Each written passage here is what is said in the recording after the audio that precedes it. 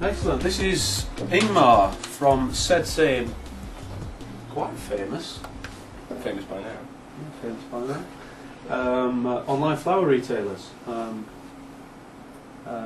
First of all, thanks for your contributions. It's been quite interesting from Ingmar. Ingmar, we're trying to tempt over to the light. Ingmar is a techie. We certainly won't use the word geek, but we'll certainly probably use the word techie and developer, and I think has quite an interesting skill set somewhere between developer and actually a good understanding intuitively of the business sort of side of the web, which is quite unusual. Yeah. So possibly an interesting kind of career ahead for you. The previous guys from the business that shall remain nameless were looking at more the sort of corporate side of things and the sort of strategic big picture, and then more latterly looking at the sort of content and Web 2 side. What was your sort of kind of main focus on this, and what were you particularly looking at coming into the course? Well, the course generally, I mean, as you said, my sort of skill set had to be quite broad for the job that I'm doing now.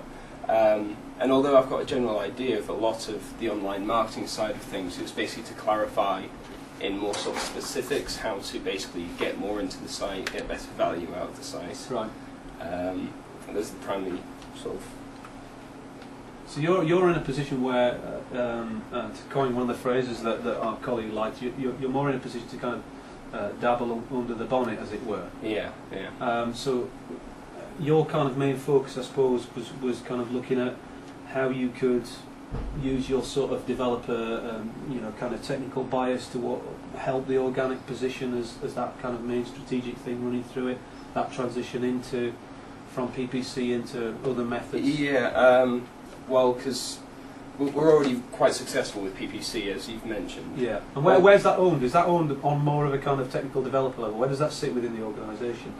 There's kind of one person who's the marketing executive who kind of does the majority of that. Right. Although I'm trying to give more input into that side of things nowadays, because I do think there's areas which can be improved in there. Right. There's a bit of waste going on there, I feel, with in regards to the marketing spend, which can be partially made up by the organic SEO. Right. And also by the certain terms which we use, like it's quite surprising that the term bunches is used with any other search term and it catches anything, and I think that's costing quite a lot on pay-per-click. Right. Whereas that's going to be getting a lot of rather unrelevant traffic. Yeah. Yeah.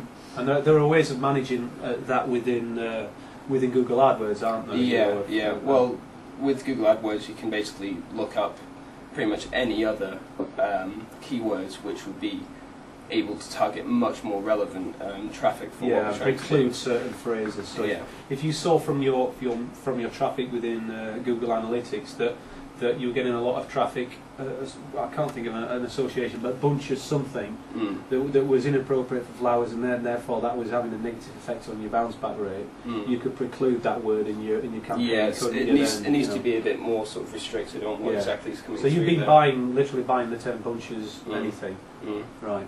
But also on PPC, there's a couple of, I mean, we do very well under certain terms, but there's a few which I think we're not touching at all, and from something that's come off the course from doing analysis against some of the other companies, there are terms out there which, although the traffic's not very high, the value for them would be quite high in revenue, because of the fact that it's a lot cheaper and the targeted traffic would be a lot more relevant than some of the things we are getting already. So. Right. So in terms of the PPC, it's not your focus, but within that you can see ways of perhaps more sort of careful or eclectic, more diverse use of a whole series of phrases from perhaps some a bit further down the long tail as well. Yeah, moving sort of more the torso area rather than the head area. Yeah. And although, because like I said, with this whole using this generic catch-all, we're all the way down here where isn't exactly much value. So what other what are you being picked up on?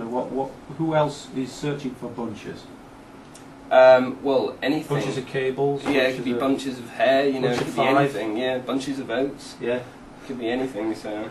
Yeah. Right. Okay. Okay. So some possibilities that you spotted within the PPC side of things.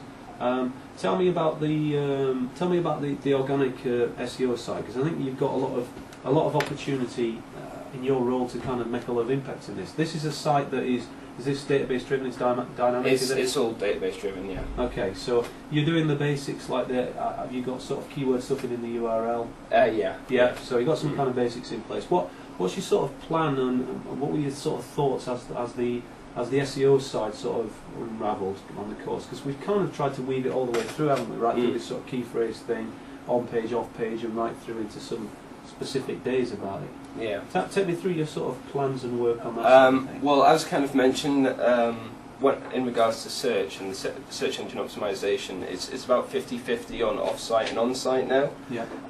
So in regards to the on-site, we already have quite good SEO for certain terms, like keyword-rich titles and the meta descriptions and keywords and bits in the copy.